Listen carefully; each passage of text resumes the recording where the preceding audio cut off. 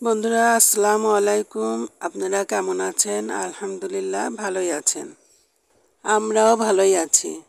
দূরের ও কাছে যে যেখান থেকে আমার ভিডিওটি দেখছেন সবাইকে আমার আন্তরিক প্রীতি ও শুভেচ্ছা জানিয়ে আমি আরেকটি রান্নার ভিডিও শুরু করছি। আমি আজকে রান্না করেছিলাম ঢেঁড়স ভাজি, রুই মাছের ডিম দিয়ে ঝিঙে ভাজি আর রুই মাছের ঝোল। মাছের ডিমগুলো আমি আগেই লবণ হলুদ মরিচ দিয়ে চটকে ভালো করে মেখে রেখেছিলাম।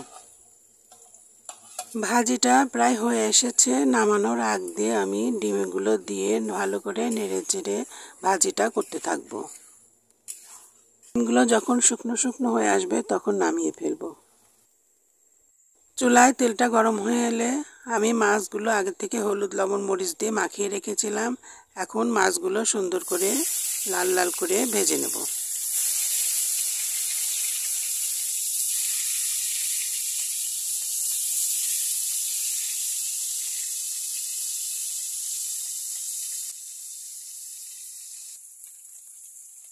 মাছগুলো নেড়ে চেড়ে এপিট এপিট করে একটু ভেজে নেব। মাছ ভাজা তেলের মধ্যে পেঁয়াজ কুচি দিয়ে সুন্দর করে নেড়ে চেড়ে গোলাপি করে সামান্য পানি দিয়ে দেব। পেঁয়াজগুলো নরম হয়ে আসলে দেব হলুদের গুঁড়া, মরিচের গুঁড়া, লবণ দিয়ে মশলাটা ভালো করে কষিয়ে নেব।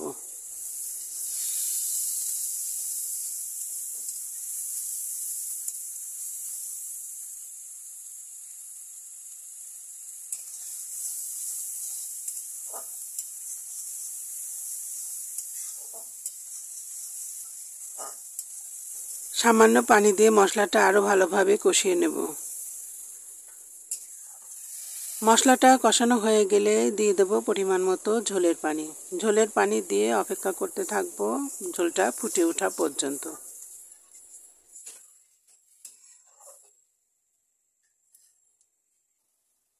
ঝোলটা ভালোভাবে ফুটে উঠেছে। এখন দিয়ে দেবো ভেজে রাখা মাছগুলো। মাছগুলো দিয়ে কিছুক্ষণ আমি রান্না করে নেব। বন্ধুরা, আমার রান্না ভালো লাগলে আপনারা লাইক শেয়ার করে আমাকে সামনের দিকে এগিয়ে যাওয়ার জন্য সাহায্য করবেন। আর রান্নাটা কেমন হয়েছে বন্ধুরা কমেন্টের মাধ্যমে জানাতে ভুলবেন না। সবাই ভালো থাকবেন, সুস্থ থাকবেন আর আমার জন্য দোয়া করবেন। আপনাদের ভালোবাসা পেলে আমি নতুন নতুন ভিডিও বানাতে উৎসাহিত হব। আমার রান্না প্রায় শেষের দিকে বন্ধুরা, আমি চলে যাচ্ছি। আবার আসবো কোনো নতুন ভিডিও নিয়ে। ততদিন ভালো থাকবেন। আসসালামু আলাইকুম।